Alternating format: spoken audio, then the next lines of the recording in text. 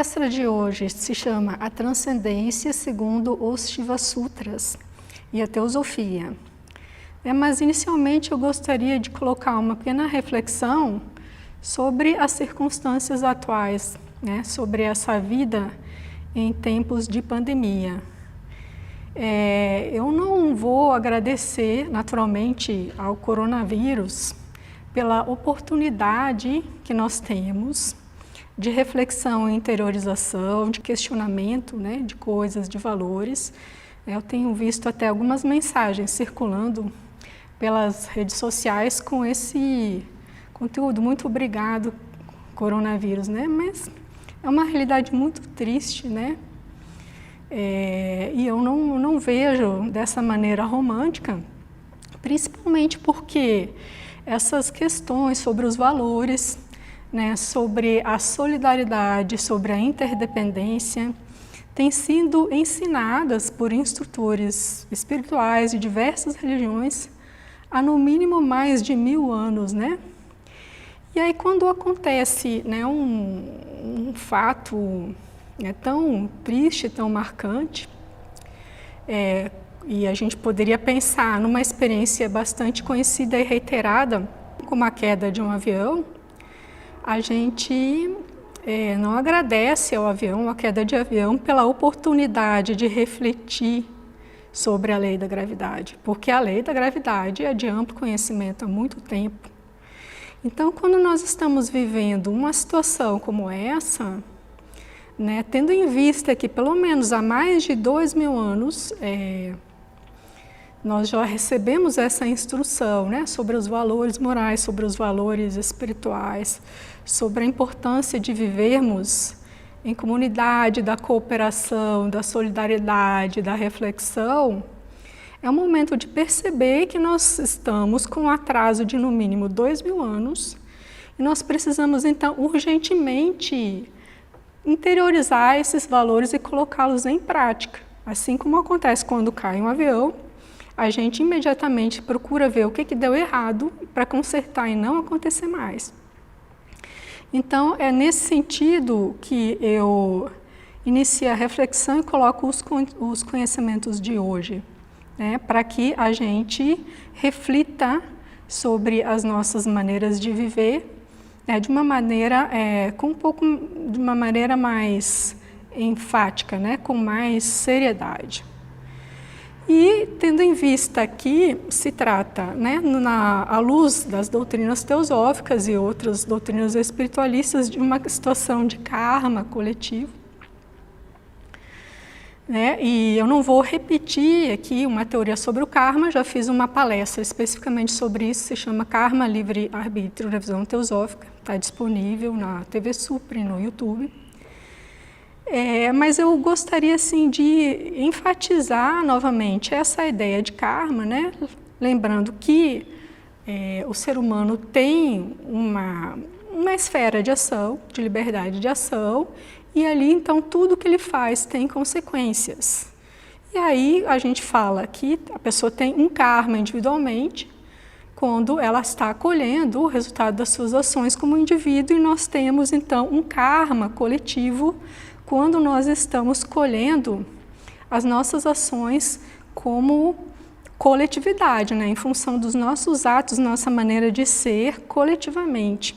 E essa pandemia, então, ela nesse ponto de vista, um karma coletivo que afeta a humanidade mundialmente, como um todo.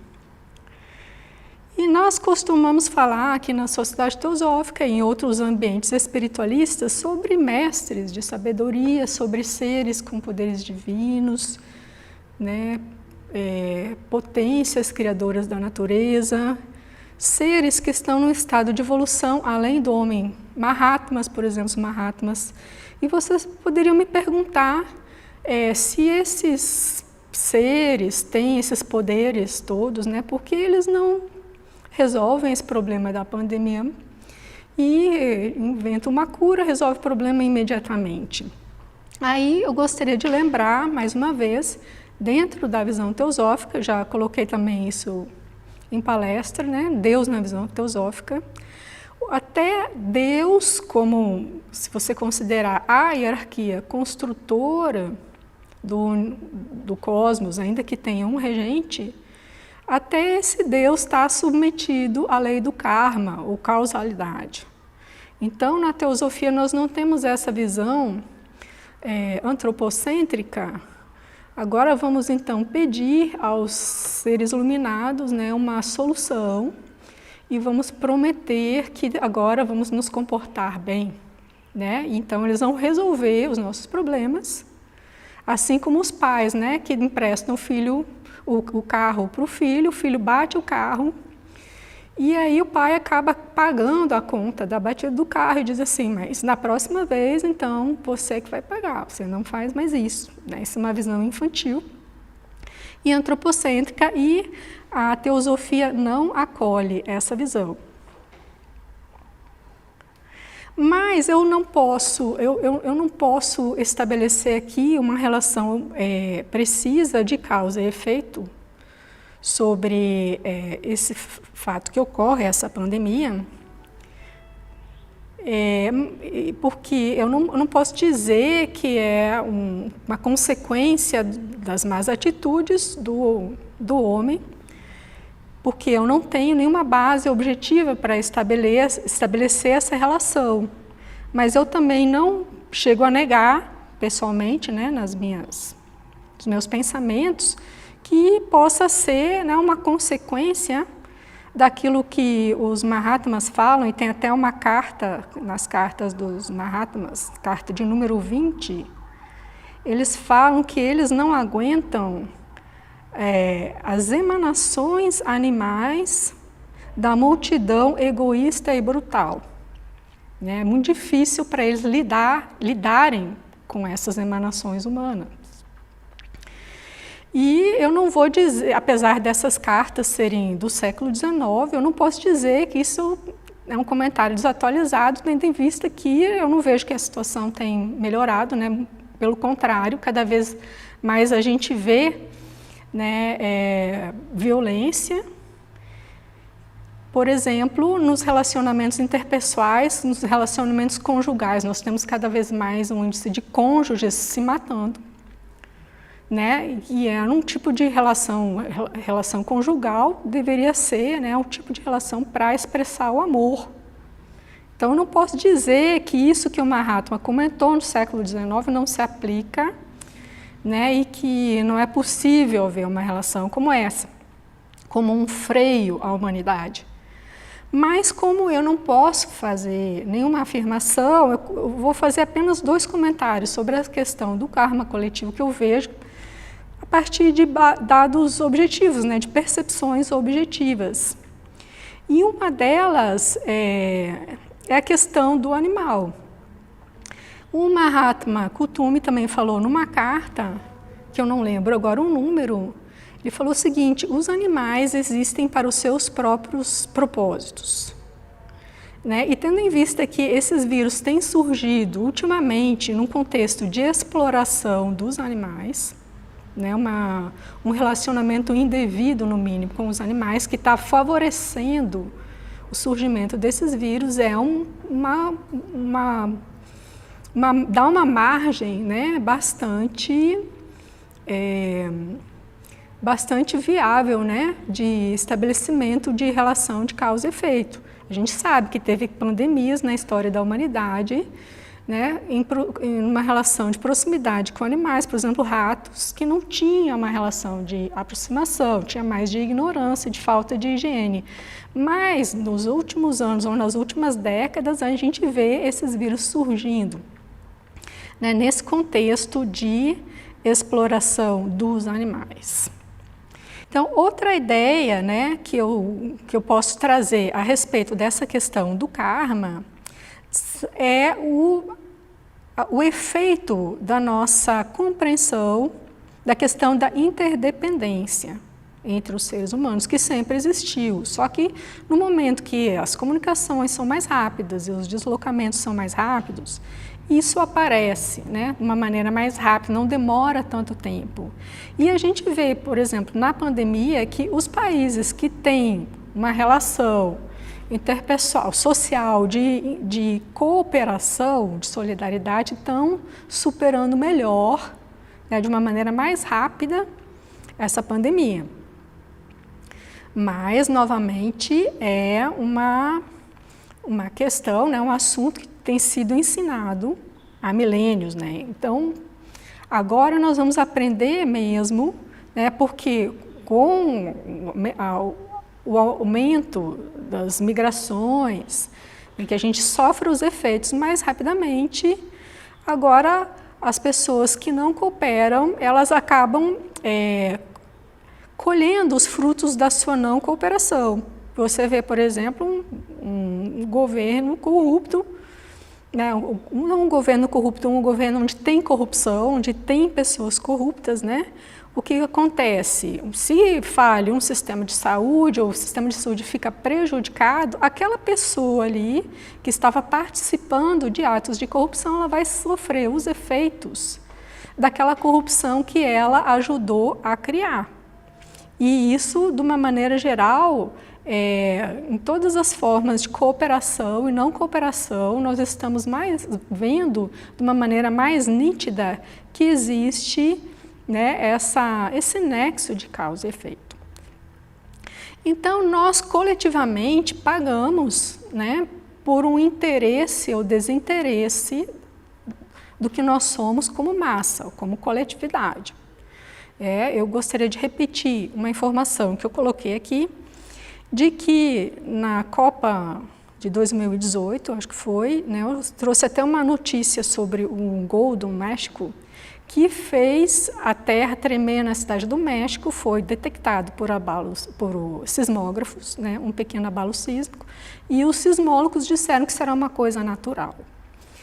Então, assim, um gol num jogo de Copa do Mundo, vocês vejam, consegue mobilizar a população a ponto de fazer a terra tremer. Agora, onde está o nosso interesse como coletividade numa questão essencial como essa, uma questão sanitária e a questão dos animais, né? E eu soube, então, recentemente, como vocês, né, por intermédio da imprensa, que os cientistas, parece que alguns cientistas chineses já haviam alertado sobre esse risco, né, de surgimento de uma mutação de um vírus, né, um surgimento de um vírus em função de consumo, né, de animais silvestres na China. Agora eu pergunto, isso fez a Terra tremer? Né? Teve algum interesse, alguma preocupação, alguma veiculação? Então nós coletivamente pagamos, né, pela atenção que nós damos às coisas. Hoje em dia nós somos obrigados, mesmo não querendo, abrir a capa do jornal e ver lá nas manchetes fotos de pessoas com pouca roupa, né, informações sobre a vida privada dos artistas que chamam a atenção, né, questões assim, aparentemente polêmicas, né, com grandes controvérsias, como a cor da roupa que vão usar os meninos e as meninas, por exemplo, se vão usar cor de rosa ou azul, né? Isso parece importante, mas no momento que nós estamos padecendo uma questão vital, né, uma situação de sobrevivência, nós podemos ver essas coisas realmente são importantes, essas coisas que nós damos atenção, nós, como coletividade, né? Então, eu já coloquei também esse assunto, né, numa reflexão sobre tapas ou austeridade à luz do yoga, né, sobre essa questão de distinguir o essencial e o supérfluo. Então a questão não é moral como um castigo, né, um castigo de um Deus que nós estamos prestando atenção nas coisas erradas, mas nós colhemos os efeitos se nós não damos atenção para as questões vitais, né, e nós damos atenção para as questões não essenciais, nós vamos pagar por essa falta de atenção que nós estamos dando. E assim caminha a humanidade, né, nós vemos hoje, né, com muita gratidão, pessoas que estão se doando, arriscando suas vidas, doando suas vidas para salvar a vida alheia, e outras pessoas que não têm interesse em cooperar, gente que diz assim, não, eu não vou usar máscara porque não tem ninguém que mande em mim. E nós, assim, ainda assim, nós padecemos coletivamente, né? Como se estivéssemos nadando num aquário na mesma água. Essas pessoas que estão mais à frente com um nível de consciência melhor e outras pessoas ainda que estão muito atrás, né? Que ainda não despertaram para essa necessidade de cooperar. Então, eu coloco essa palestra de hoje, né, a reflexão, né, alguns conceitos, sempre mínimos e introdutórios, sobre a transcendência segundo os Shiva Sutras e a Teosofia, para essas pessoas que estão fazendo do seu isolamento social um ashram de disciplina espiritual, né, porque todos nós sofremos juntos, porque felizmente não temos coração de pedra, todos nós sentimos pelo que está acontecendo, mas algumas pessoas não vão aproveitar muito essa oportunidade para se transformarem, vão sair da pandemia fazendo tudo o que não puderam fazer durante a pandemia, e outras pessoas então vão aproveitar esse momento inevitável, né, como uma possibilidade de crescerem espiritualmente. Então, essa reflexão de hoje é mais para essas pessoas que naturalmente vão se interessar em ouvir essa reflexão, que estão fazendo então desse recolhimento um momento de meditação, de oração e de autodisciplina. Então, eu vou trazer aqui hoje alguns comentários, alguns conceitos que estão nesse livro, Shiva Sutras, do Dr. Taimni, que é um autor de quem eu gosto muito, costumo citar muito ele nas minhas palestras. É um livro da editora Teosófica. E esses Shiva Sutras, então, são um texto clássico que pertence à escola hinduísta chamada Shaivismo de Kashmir. Ninguém sabe exatamente quem escreveu esse texto, porque isso é muito comum, inclusive, né, nesses contextos. Às vezes a gente sabe quem é o autor e às vezes a gente não sabe, porque não existia naquele momento uma preocupação grande com a autoria como a gente tem hoje. Mas o texto, então, foi acolhido pela escola, né, amplamente disseminado e preservado, e ele é atribuído a um sábio chamado Vasugupta, do século IX, um sábio hindu, mas existem lendas, né, que dizem que ele recebeu esse texto, esse ensinamento num sonho do próprio Shiva, que aqui nesse contexto significa consciência divina, né, ou de um outro sábio. Então, esse texto, ele trabalha e com a ideia, vocês vão ver que é muito parecida com a ideia do yoga, né? Como eu já apresentei aqui sobre os Yoga Sutras de Patanjali, vários fundamentos, vocês vão encontrar afinidades, e o próprio Taimni, às vezes, traz ideias do Yoga de Patanjali para compor, né, esses ensinamentos dos Shiva Sutras. E ele mesmo diz que os Shiva Sutras são um excelente complemento aos Yoga Sutras de Patanjali, né, principalmente nessa questão das realidades mais transcendentais. Então, lembrando aqui uma ideia já apresentada, que é uma essência colhida pela teosofia na comparação desses diversos sistemas, que nós temos, então, como substrato da vida, aquilo que a gente chama de vida una, uma energia una, que se manifesta, então, em múltiplos seres, né? É um e o múltiplo. Múltiplas formas de vida separadas. E isso acontece quando? Acontece no momento de manifestação do universo e que emana esses raios, né, individuais ou fios individuais que são revestidos de veículos.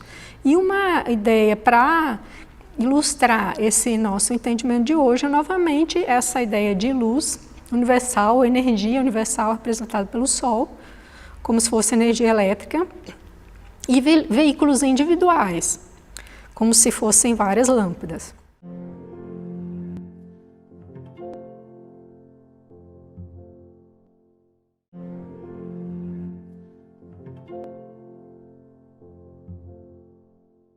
Então, eu separei só alguns sutras e poucos comentários.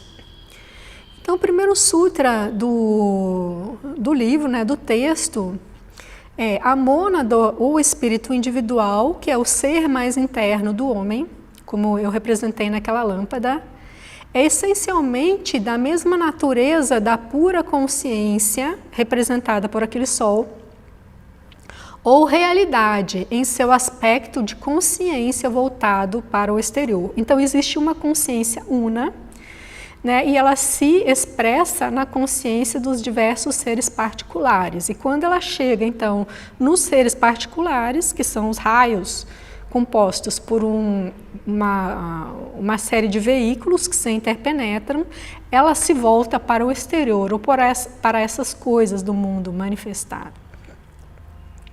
Então, o comentário do Taimni, não vou ler muito comentário, só alguns, né? Ele diz: existe uma realidade suprema, subjacente tanto nos estados manifestos como nos não manifestos do ser. Que a gente já colocou várias vezes, existe um sétimo princípio que permeia todos. E ele sobrevive nesse período de não manifestação do universo, e ele subjaz aos seres, aos entes manifestados no período de manifestação. Então, essa realidade é um estado integrado, porque ela é uniabarcante, ela é imutável, indivisível, sem distinções e absolutamente além da compreensão humana. Ela é além da compreensão, eu sublinho aqui, da compreensão racional, embora, como ele diz, possa ser conhecido por percepção direta, ou seja, é uma realidade que pode ser experimentada. Ela não pode ser conhecida mentalmente, porque ela é uma experiência além da mente, né? Além desses veículos individualizados. Penetrando-se e transcendendo todos os níveis da mente no reino da manifestação, assim, tornando a consciência desperta, ou seja, com essa experiência, né, de percepção direta dessa consciência, torna-a desperta para a sua real natureza intrínseca no reino do não manifesto. Esse espírito individual ou Atma, que eu representei por aquela lâmpada, como é denominado nesse aforismo, é uma expressão centralizada dessa realidade através de um ponto no qual a realidade existe não apenas em sua natureza essencial, mas contém o todo em forma potencial. Então, vejam bem, aquela lâmpada, né, que é animada por aquela luz universal, energia elétrica universal, quando ela se volta para dentro de si, quando ela se autoconhece, quem sou eu mais a fundo, ela passa por todo aquele aparato físico externo e ela chega lá naquela energia. Então, ela contém o todo de forma potencial. A tomada da sua casa, onde você liga o aparelho elétrico, ela contém todo o potencial de energia elétrica. Ela está aparecendo ali naquela tomada individualizada. Mas então, esse caminho, né, de autoconhecimento, ele leva a esse conhecimento do todo. É esse fato que a contínua e infinita expansão da consciência nos espíritos individuais e o desenvolvimento simultâneo dos poderes correspondentes, à medida que a evolução prossegue e que é potencial, se torna ativo. As diferentes mônadas ou espíritos individuais representam, portanto, diferentes expressões da mesma realidade suprema que é o todo, ou seja, todos os entes, todas as lâmpadas que existem no mundo são diferentes expressões dessa mesma realidade, essa mesma energia, que é um todo indivisível e integrado através de diferentes centros de consciência, cada centro transformando-se gradualmente em uma expressão distinta da vida e da consciência divinas, de acordo com sua própria singularidade individual e desempenhando no drama da manifestação o papel que lhe é próprio.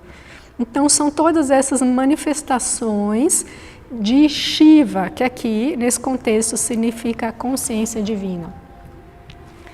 Embora esses centros múltiplos de vida e consciência divinas, chamados Anu nos Shiva Sutras, pareçam estar amplamente disseminados no reino do tempo e do espaço, ou seja, no mundo que a gente vive, quando vistos de baixo, ou seja, quando vistos daqui, por intermédio da instrumentalidade do intelecto, na verdade, eles são concêntricos, enraizados em Mahabindu, o grande centro. Ou seja, o centro de todos esses seres particulares, eles convergem para um grande centro, né, um centro uno chamado Mahabindu, que é o centro da consciência divina, através do qual um universo manifestado sempre aparece do não manifestado e no qual continua a operar durante o período de manifestação. Então, nós parecemos múltiplos, separados, mas, na verdade, em essência, nós somos unidos todos a esse grande centro que é a consciência divina. Daí que surge, né, essa afirmação que hoje é bastante popular: todos somos um. Né, todos somos um em nossa essência, né, em nosso centro.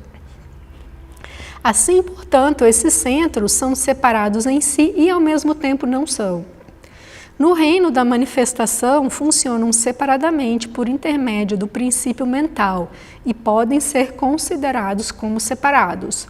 No reino da não manifestação, eles estão enraizados na realidade única e podem ser considerados como não separados.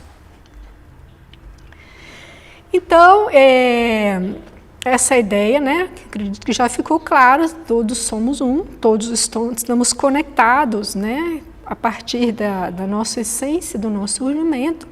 E como é que acontece? Por que nós, então, nos vemos como separados?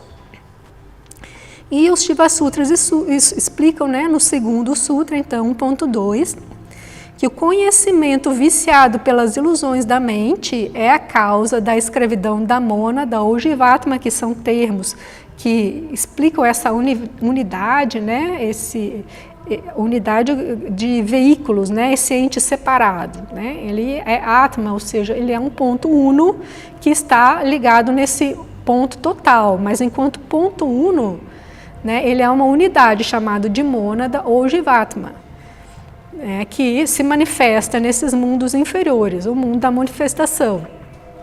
Então, é a mente, né, através desse veículo, que é um veículo particularizado, ou seja, como se fosse aquele vidro da lâmpada, que vê as coisas como separadas, porque como a consciência está voltada através dela para o exterior, ela não tem consciência da vida interior, que é a Una. Então, ela só vê a parte externa, de fora, né, que vê a parte manifestada de entes diversos e separados. E isso, então, é possível de ser revertido, né? Quem já tem conhecimento dos Yoga Sutras de Patanjali sabe que todo o propósito do yoga é essa reversão dessa consciência para que se perceba, então, a unidade. Aí, nos Shiva Sutras, nós também encontramos essa ideia. E no Sutra 1.17, ele diz: pelo controle e finalmente supressão da atividade da mente individual, é atingido o conhecimento de Atma, ou espírito individual no homem. Então, por essa quietude da mente, que nós vimos assim no estado de Samadhi, onde aquele veículo externo, todo aquele vidro, né, da lâmpada, que a gente sabe que em nós, dentro do ser humano, se movimenta, está cheio de perturbações, impurezas. No momento que ele é silenciado, no momento que ele é purificado, então ele se torna tão translúcido que aquela luz interior se percebe como diferente daquele veículo, que é a mente. Então é o mesmo caminho, né, que vocês vão ver, se estudarem esotericamente diversas religiões, vão ver essa mesma ideia, da possibilidade de autoconhecimento, a possibilidade de encontrar o ser divino ou consciência, né, porque a consciência, ao observar, né, aquela mente que está em constante agitação, percebe que ela está vazia e ela então percebe que não existe nada naquela mente. Então existe o quê? O ser que está percebendo, que é a consciência.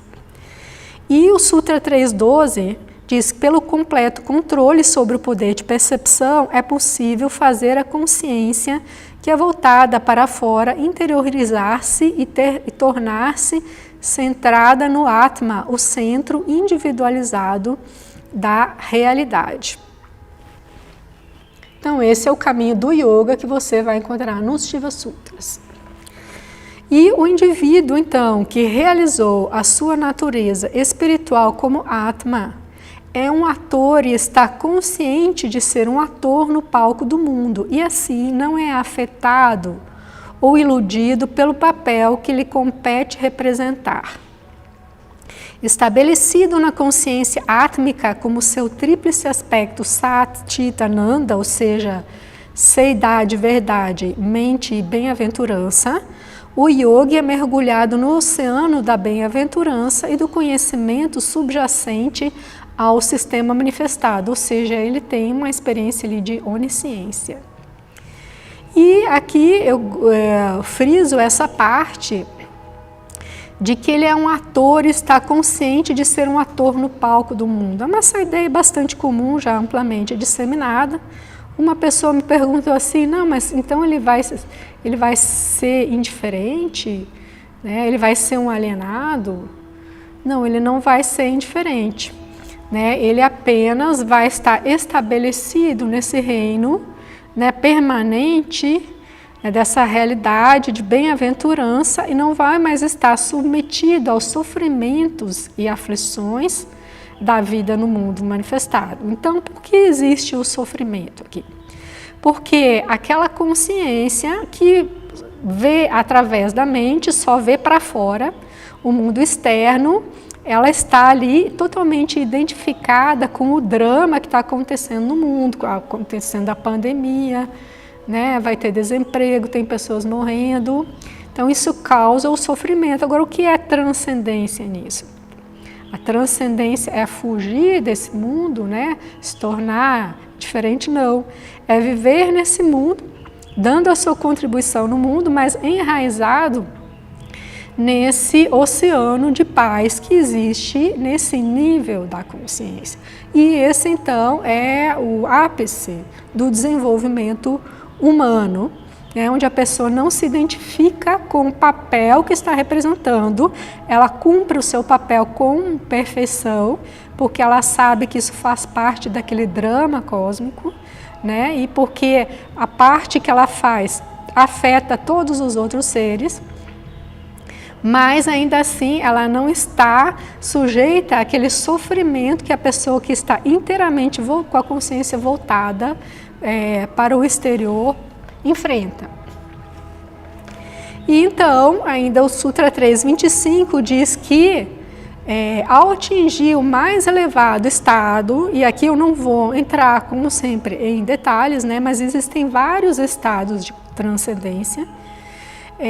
Além do estado átmico de consciência, a consciência do yogi se torna una com a consciência de Shiva, que aqui significa consciência divina, ou Paramatma, e adquire os seus atributos, ou adquire todos os poderes, né, faculdades divinas.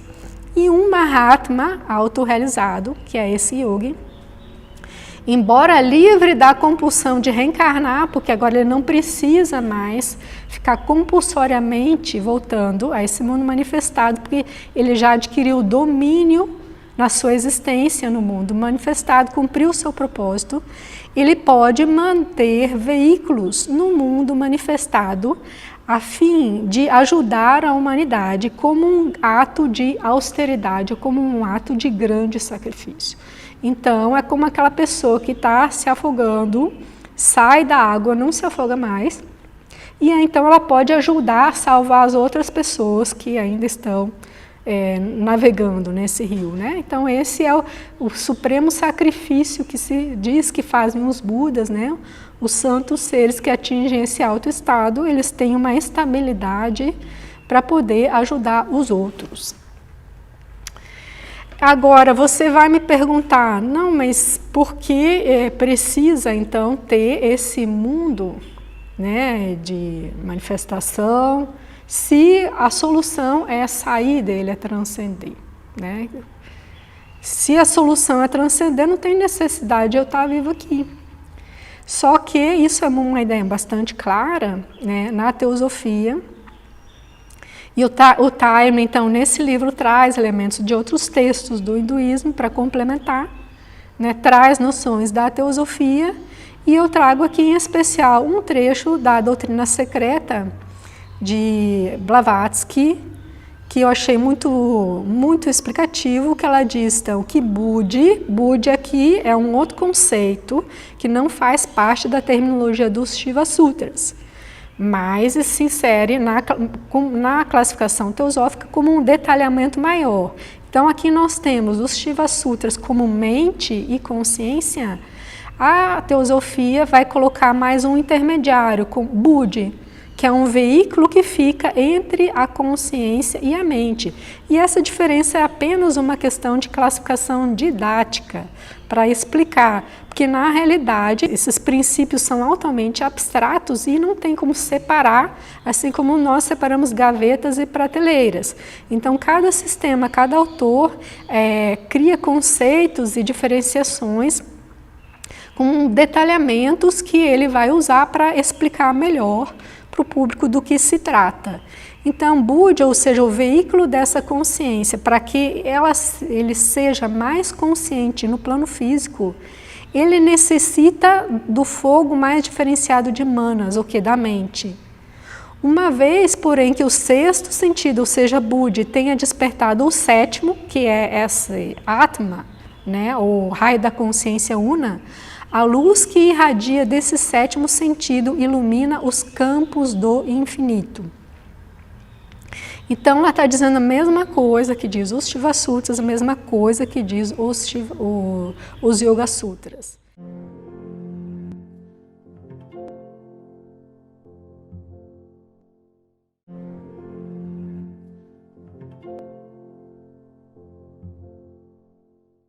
Nós estamos encarnados aqui e nós precisamos, então, paralisar essa mente, purificar essa mente, para que essa mente se perceba como não sendo a fonte da consciência. Então, precisa realmente de ter esse universo manifestado com esse conjunto de veículos para que aquele raio da criação, que é aquele ente particular, o indivíduo, se torna consciente da sua divindade. E ele vai fazer isso como? Vai fazer isso aprendendo pelo contraste que existe nas coisas diferenciadas do mundo para que essa consciência, então, desperte e por espelhamento, por contraste, ela se veja como diferente, porém não separada daquele mundo de objetos externos e daqueles veículos de consciência. E essa ideia, então, é bastante explicada no livro do Time, Autocultura à Luz do Yoga, à Luz do Ocultismo, né, onde ele fala que existe um espelhamento, um sistema, né, de reflexão desses princípios superiores nos mundos inferiores para explicar por que essa consciência precisa encarnar para se despertar. E aí ele faz um desenho que eu copiei mais ou menos aqui, pelo menos estou representando a ideia. Ele diz então que esse plano átmico, que é o plano da consciência, como, né, já apresentei aqui dos Shiva Sutras, ele se reflete no mundo manifestado no plano físico. Olha só, essa ideia é muito importante, que é esse mundo no qual vivemos, o mundo físico. O plano búdico, o princípio búdico, por sua vez, ele, por ser o centro da bem-aventurança, ele se reflete então no plano astral, ou emocional, e o mental superior, manas, ele se reflete, então, na mente inferior. E o Taimni diz, como resultado dessa inversão, a consciência átmica é, por assim dizer, refletida no físico. O búdico no astral e o mental superior no mental inferior. Esse reflexo significa não somente uma certa similaridade de característica nos planos correspondentes, mas também uma conexão e sintonia mais diretas entre eles. Assim, a vida e a consciência do plano átmico encontram de um modo misterioso expressão mais completa no plano físico do que nos dois outros planos de funcionamento da personalidade, apesar de ser o físico o plano mais afastado do átmico. Analogamente, a consciência búdica tem uma relação misteriosa com o plano astral. E, naturalmente, a relação do mental superior com o mental inferior é verificada com facilidade, sendo muito conhecida. Então, a partir disso, é bastante óbvio que não adianta a pessoa ir embora daqui. Transcender não é fugir. Estou cansado desse mundo, eu vou morrer, então vou voltar para a unidade. Não vai ter experiência dessa unidade, dessa maneira, assim, desperta e consciente e madura. Por quê? Porque para essa experiência ser possível, a consciência precisa do máximo de objetividade que só é aprendida no plano físico. Então eu preciso aprender primeiro a ver as diferenças entre pau e pedra. É preciso aprender que se eu ficar aqui pensando que esse computador é uma samambaia, ele não vai se transformar em samambaia. Então, tudo aquilo que eu penso, eu produzo com a minha mente, não se torna realidade. Apesar de que a gente sabe que para conseguir concretizar coisas, a gente precisa acreditar, mas eu não estou falando disso. Eu estou falando de conhecimento da objetividade. Então, para chegar nesse nível de consciência, da objetividade, da realidade, olha só, o mundo de Sat, Atma é o mundo de Sat, se chama realidade ou verdade. Eu preciso ter muita vivência da objetividade no plano físico. Por quê? Porque senão eu vou ficar nas camadas intermediárias da consciência, nos veículos intermediários, da consciência, onde impera o que é a criação mental. E a mente, a gente sabe que, por exemplo, no sonho, nas vivências do astral, quando a pessoa não tem lucidez desenvolvida, existe uma mistura, ou mesmo após a morte, uma mistura entre aquelas realidades daqueles planos sutis e aquela produção imaginativa daquela consciência. Então nós precisamos atravessar muitos períodos de consciência encarnada para não nos confundirmos com as criações da nossa mente, para que nós possamos aprender a usar a mente como criadora sem se confundir com ela, sem confundir as criações mentais com a realidade. E isso só é possível com essa experiência no mundo físico, no mundo da encarnação. Senão seria muito simples, seria morrer e achar que vai ter esse tipo de experiência. Não é verdade. Com a morte, a maioria das pessoas dormem e ficam ali nos seus sonhos, assimilando e decompondo os seus sonhos subjetivos. Aquilo que a pessoa construiu mentalmente, emocionalmente em vida, é assimilado após a morte. Então se perde muito da objetividade que é possível no plano físico. Por isso que a transcendência ela é enraizada na realidade do mundo. Então o Taimni fala coisas interessantes ainda. Ele diz, não é necessário detalharmos aqui essa interessante questão, mas com referência à relação entre o átmico e o físico, pode-se assinalar que a vida da personalidade em qualquer encarnação somente é plena e dinâmica no plano físico e, portanto, o período passado no plano físico é o mais importante. No plano físico, o homem é completo, pode iniciar causas e aumentar aptidões, enquanto que a vida depois da morte, nos planos astral e mental está apenas colhendo e consolidando os resultados do que fez nas vidas anteriores no plano físico. É por ser o homem como personalidade completo somente no plano físico que pode elaborar sua liberação. Liberação aqui significa moksha ou nirvana, né? Apenas durante a vida física é possível atingir esse estado, né, de realização, e não na vida depois da morte, nos planos astral e mental.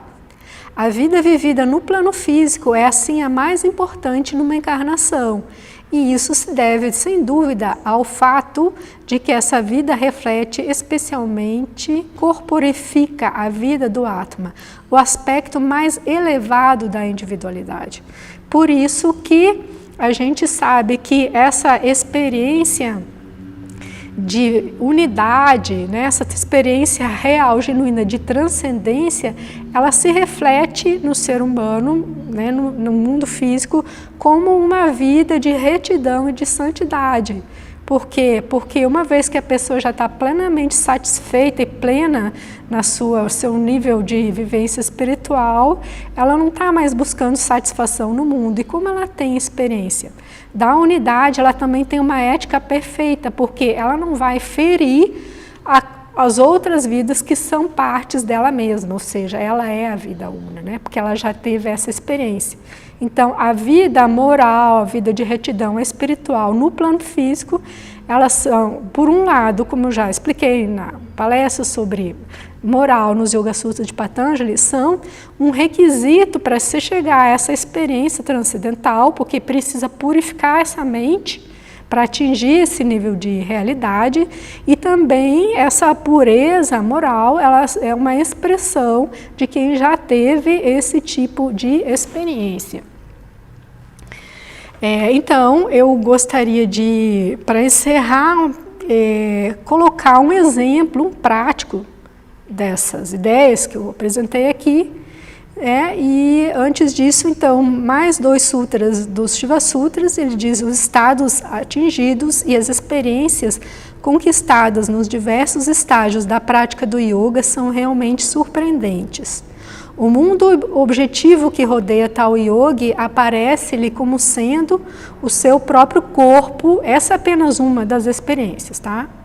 O mundo objetivo aparece como sendo o seu próprio corpo devido à expansão da sua consciência. Então, eu gostaria aqui de narrar uma experiência de expansão da consciência desse yogi. É um yogi realizado, um verdadeiro guru, que é Paramahamsa Yogananda. Ele, no livro dele, que se chama Autobiografia de um Yogi, ele narra a sua experiência, de expansão da consciência, que é muito bonita e muito explicativa, assim, ilustra bem essas teorias que a gente apresenta. E para vincular, então, essa experiência, essa vida, ou essa trajetória do Yogananda, e ele deixa bem claro isso que eu coloquei aqui, da importância da vida de retidão no plano físico, a importância dessa expressão de Atma, nessa realidade aqui. E ele, antes de eu narrar a experiência de expansão da consciência dele, eu vou colocar uma pequena observação que ele faz sobre essa questão. De um transitório instrutor da minha vida pregressa, ele diz, eu absorvera algumas lições erradas. Um Shela ensinara-me ele, Shela é discípulo, o instrutor ensinou, numa vida anterior dele. Um Shela não necessitava preocupar-se ativamente com deveres mundanos. E ao negligenciar ou realizar descuidadamente as minhas tarefas, eu não era punido. A natureza assimila facilmente tal instrução, ou seja, a pessoa consegue aprender rápido, essa instrução que é falsa. Agora, sob a implacável férula do mestre da encarnação atual da qual ele está falando, o Sri Yukteswar, contudo, logo me recobrei dessas agradáveis ilusões de irresponsabilidade, ou seja, transcendência não é sair desse mundo, dane-se o mundo e ser irresponsável. Então agora eu vou narrar aqui, vou ler uma parte dessa experiência dele, da expansão da consciência, que ilustra aquele trecho dos Shiva Sutras que diz que o yogi sente a realidade exterior como sendo o corpo dele, né? Não é um trecho completo, porque nós não temos todo esse tempo, depois vocês podem ler esse livro, mas é uma boa parte e é muito interessante. Quem proporcionou essa experiência, ele atingiu esse estado com a ajuda do mestre dele, o Sri Yukteswar. Meu corpo tornou-se imóvel como se tivesse raízes. O alento saiu de meus pulmões como se um imã enorme o extraísse. Instantaneamente, o espírito e a mente romperam com sua escravidão ao físico e jorraram de cada um de meus poros como luz perfurante e fluida. A carne parecia morta e, contudo, em minha intensa lucidez, eu percebia que nunca antes estivera tão plenamente vivo. Meu senso de identidade já não se achava confinado à estreiteza de um corpo, mas abarcava os átomos circundantes. Pessoas em ruas distantes pareciam mover-se suavemente em minha própria e remota periferia. Raízes de plantas e árvores eram percebidas através de uma tênue transparência do solo, e eu distinguia a interna circulação da seiva. A vizinhança inteira surgia desnuda diante de mim. Minha visão frontal comum havia se transformado em vasto olhar esférico que percebia tudo simultaneamente. Através de minha nuca, vi homens caminhando além da distante viela de Raigat. E também notei uma vaca branca aproximando-se preguiçosamente. Quando ela chegou à porta do ashram, observei-a como se eu fizesse com meus 2 olhos físicos. Depois que passou para trás do muro de tijolos do pátio, continuei a vê-la claramente. Todos os objetos dentro de meu olhar panorâmico tremiam e vibravam como rápidos filmes cinematográficos. O meu corpo, o corpo de meu mestre, o pátio com suas colunas, a mobília, o assoalho, as árvores e a luz do sol, tornavam-se de vez em quando violentamente agitados, até que tudo se fundia num mar luminescente, assim como os cristais de açúcar mergulhados num copo de água diluem-se depois de serem sacudidos.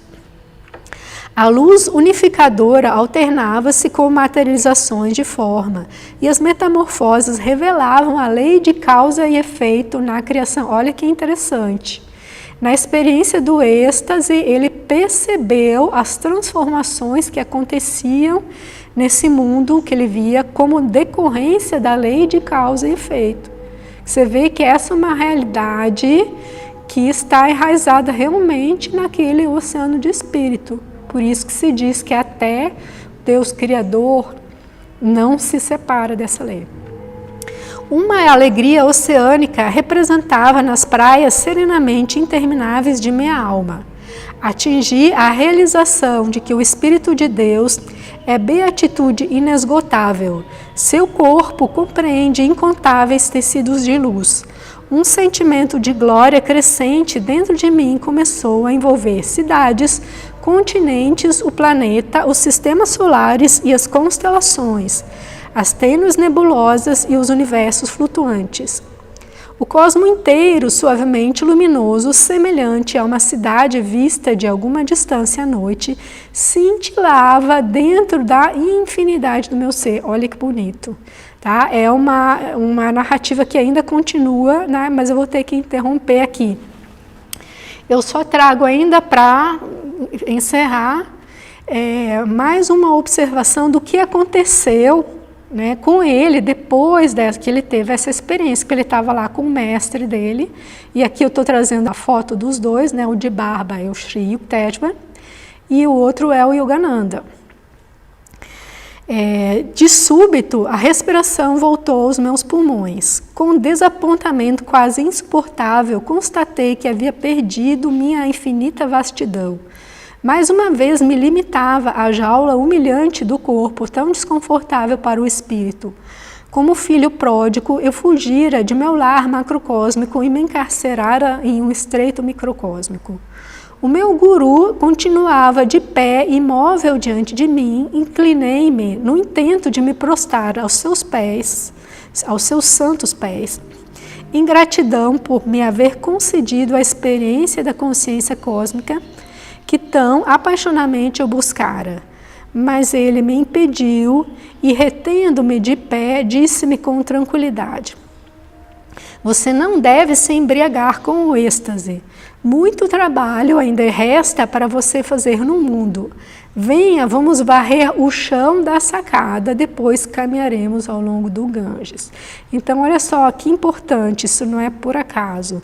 Depois de uma experiência dessas transcendental de êxtase, né? Uma experiência, né, de unificação com a consciência divina, né, o mestre dele chamou a atenção para o trabalho dele no mundo e disse: vamos varrer o chão. Isso ilustra muito bem tudo aquilo que eu falei, como Taimni explica, né, Blavatsky, né, dessa inter-relação entre a perfeição da transcendência e a vida, né, de retidão no mundo e de cumprimento de dever e de serviço. E essa pessoa, então, que teve essa experiência, qualquer uma, porque ela é acessível a todos aqueles que atravessam essa jornada, né, de desenvolvimento espiritual. Então, quem tem essa experiência transcendental pode, com perfeição, entender que fiz questão de trazer, né, um trecho do cristianismo, aquilo que está escrito em Mateus 25:40. Em verdade vos digo que quando o fizestes a um destes meus pequeninos irmãos, a mim o fizestes. Então, trago essa reflexão para essa pandemia, né? Eu acho que nós temos que colocar muito em prática, né, essas verdades, né? Estamos atrasados nessa compreensão, quer dizer, nessa vivência, né? E temos esse desafio para as nossas vidas, né? E então aconselho a vocês, como eu estou me empenhando, né? Estou tentando transformar esse período difícil, né, em um momento de crescimento, né, de reflexão e, acima de tudo, de prática, né, na busca da autorrealização. Eu convido a vocês a assistirem também minha próxima palestra, que vai ser mais ou menos uma continuação dessa, que vai se chamar Gurus Verdadeiros e Falsos, como distinguir. Muito obrigada e até a próxima.